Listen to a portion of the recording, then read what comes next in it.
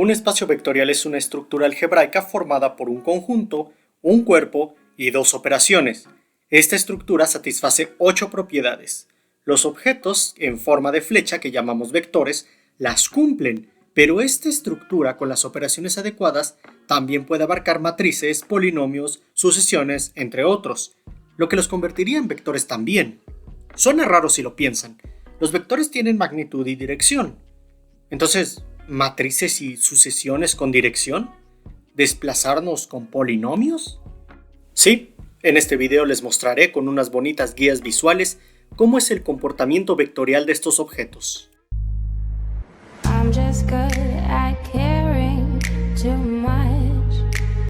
A ver, ¿qué dijimos que entendemos como vectores? Flechitas con magnitud y dirección. ¿Cómo se ve esa magnitud? Con el tamaño de la flecha. ¿Cómo se ve la dirección? ¿Hacia dónde apunta? De hecho, las propias flechitas que conocimos como vectores son la representación de objetos llamados n-tuplas. Su forma es esta. Estas flechas del plano en particular se llaman dos tuplas, listas de dos escalares. Lo correcto es escribirlos como columnas, vectores columna. Las n-tuplas son listas de n escalares y su espacio se denota con el símbolo del cuerpo con potencia n. Trasladaremos estas ideas a las matrices, los polinomios y las sucesiones para mostrar que, por cumplir las 8 propiedades de los espacios vectoriales, se les puede dar algo así como magnitud y dirección. Para todos nuestros ejemplos, el cuerpo será los números reales. Una matriz de m por n es un arreglo rectangular numérico de m renglones y n columnas. A las matrices como un todo las representamos con mayúsculas y a sus valores, sus entradas, con minúsculas y dos subíndices que indican a qué renglón y a qué columna pertenecen. Tomamos el conjunto de matrices de m por n con entradas en los reales. Para sumar dos matrices tomamos cada entrada de la primera matriz y le sumamos su respectiva entrada de la segunda matriz. El resultado estará en la misma posición que sus sumandos originales.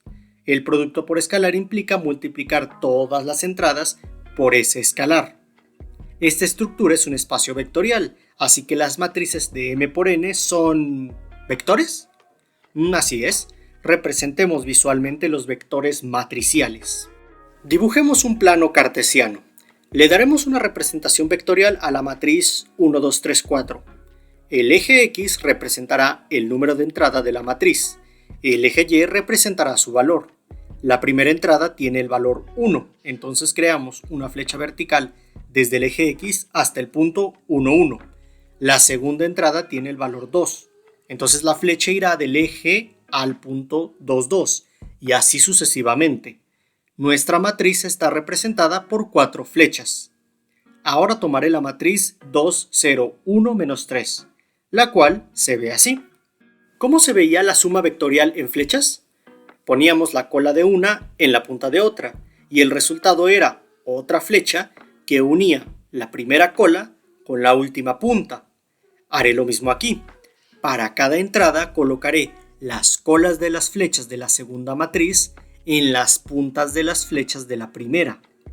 Ahora uniré las primeras colas que están todas en el eje X con las segundas puntas, dándome este resultado, que representa correctamente a la matriz suma 3, 2, 4, 1. Le hemos brindado un desplazamiento a las matrices. Cada entrada sube o baja. La suma matricial subirá o bajará las entradas, desplazando la distribución de puntos.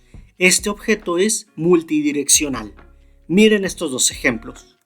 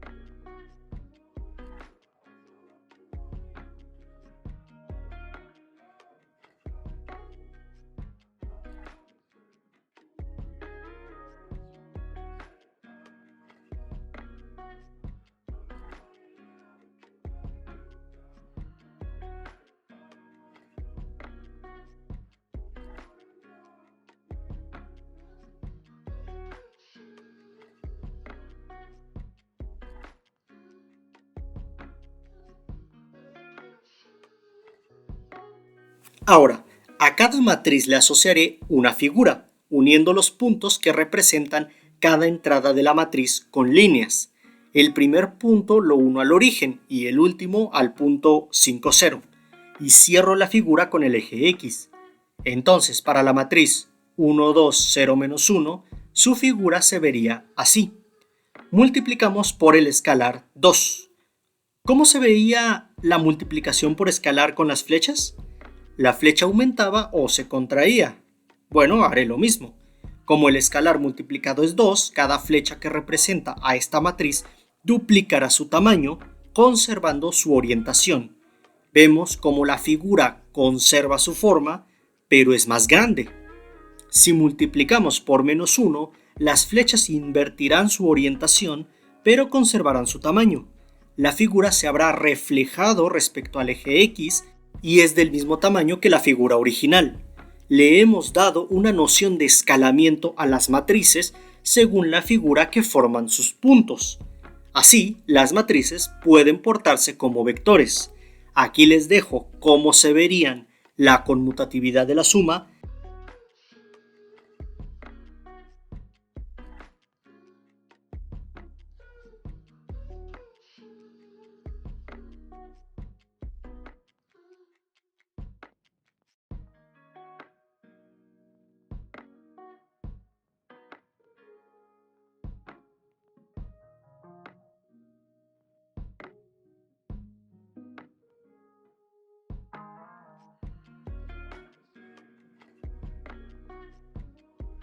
la existencia del inverso aditivo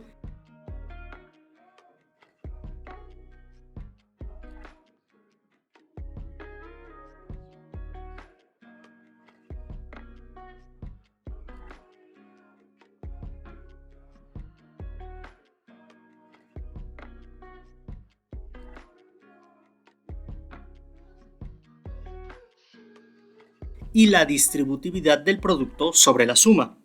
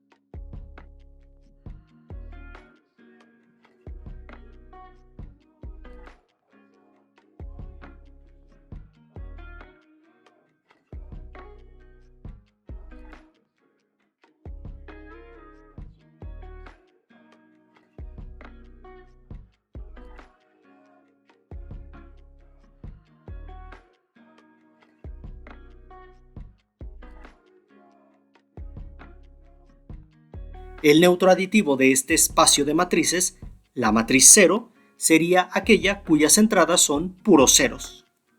Un polinomio es una expresión algebraica compuesta de varios términos, cada uno con un coeficiente y una o varias variables con sus respectivas potencias. Nos quedaremos con polinomios de una variable, cuyos coeficientes son del cuerpo, reales y con potencias enteras positivas. El grado de un polinomio es el valor de su mayor potencia. Tomamos el conjunto de polinomios de grado n. Para sumar dos polinomios, tomamos cada término del primer polinomio, ubicamos su potencia y su coeficiente. Lo sumaremos con el coeficiente del segundo polinomio que pertenezca a un término del mismo grado. El producto por escalar implica multiplicar todos los coeficientes por ese escalar. Esta estructura también es un espacio vectorial. Entonces los polinomios son, pues sí, vectores. Cada polinomio puede ser evaluado en infinitos valores del cuerpo, pero para visualizar de forma más entendible a los vectores polinomiales, usaré solo algunos. Tomemos p de x igual a x cuadrado menos x menos 1. Obtenemos sus valores cuando evaluamos en x igual a menos 2, x igual a menos 1, 0, 1 y 2. Los valores de y serán los que toma el polinomio en cada valor de x elegido. De nuevo, trazamos flechas desde el eje X hasta los puntos de la tabulación. Noten cómo coinciden con la gráfica continua del polinomio. Ahora tomaré q de x igual a x más 2, el cual se ve así. La suma de ambos polinomios es x cuadrada más 1. Para representarla, repetimos lo de colocar las colas de las flechas del segundo polinomio en las puntas de las flechas del primero y unir las primeras colas con las segundas puntas.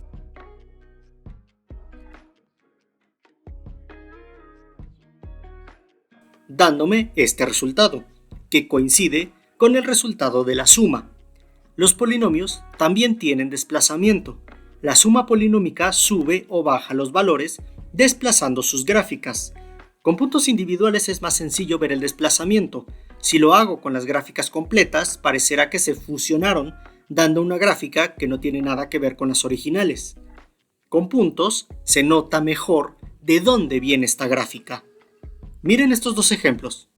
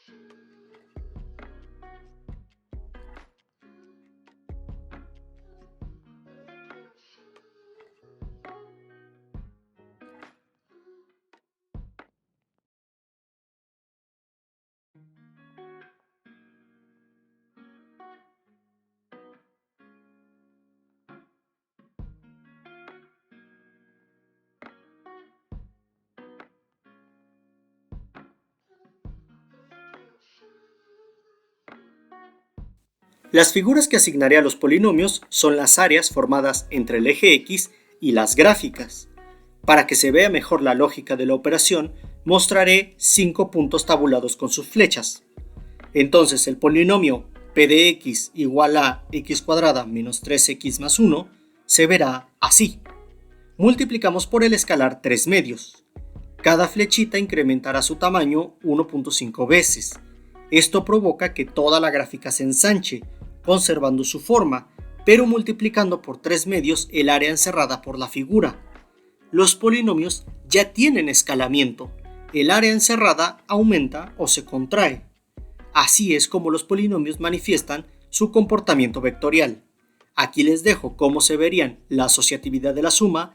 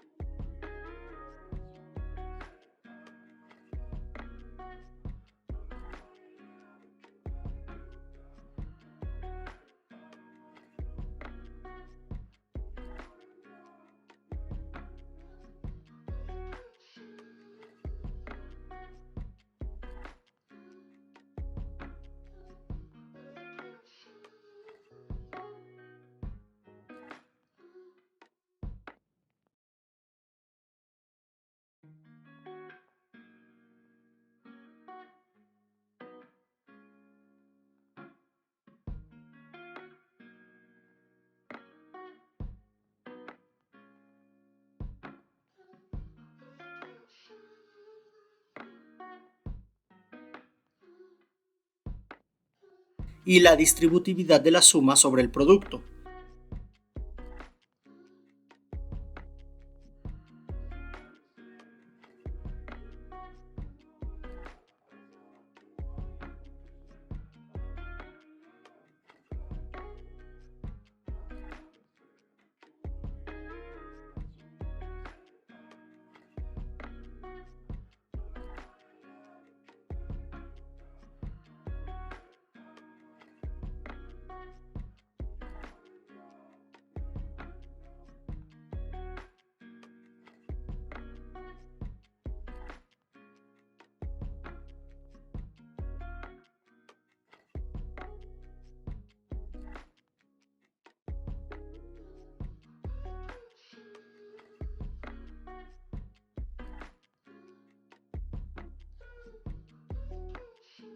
El neutro aditivo, el polinomio 0, será aquel que es igual a 0, es decir, todos sus términos están anulados por tener todos sus coeficientes nulos.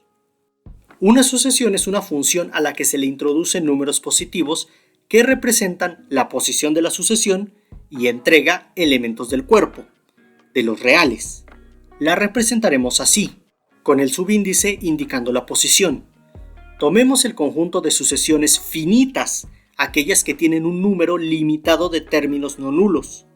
La suma de sucesiones tiene como késimo término la suma entre los késimos términos de la primera y la segunda sucesión.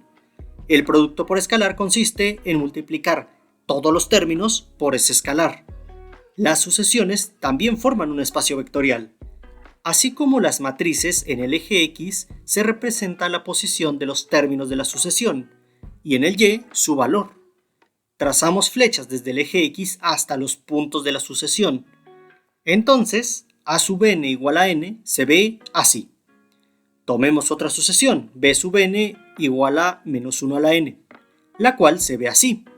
De nuevo, colocamos las colas de las flechas de la segunda sucesión en las primeras puntas.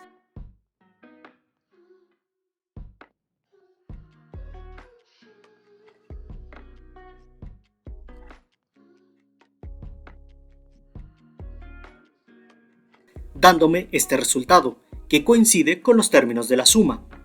Las sucesiones pueden desplazarse, cada término sube o baja cambiando la distribución de puntos. Es la misma lógica que con los polinomios, pero aquí no hay gráficas continuas. Miren estos dos ejemplos.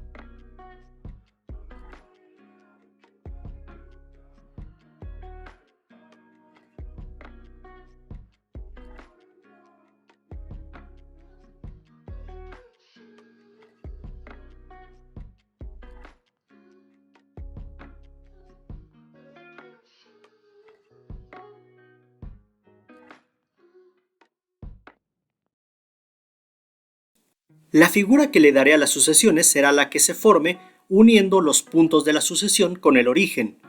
Para la sucesión n-2, la figura es esta. Multiplicamos por el escalar menos 2. Cada flecha duplicará su tamaño e invertirá su orientación.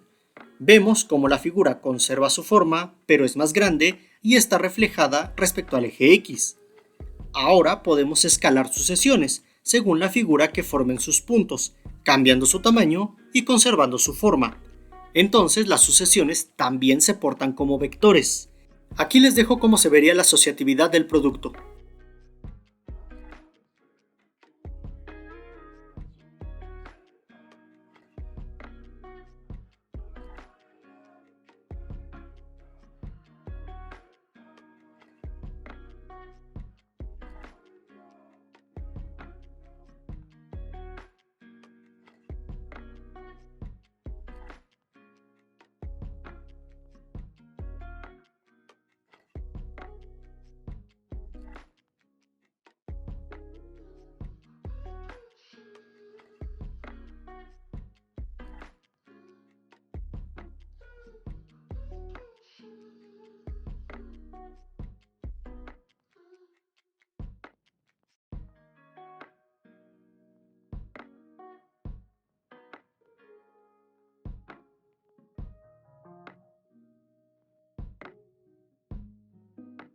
El neutro aditivo, la sucesión cero, sería aquella cuyos términos son puros ceros.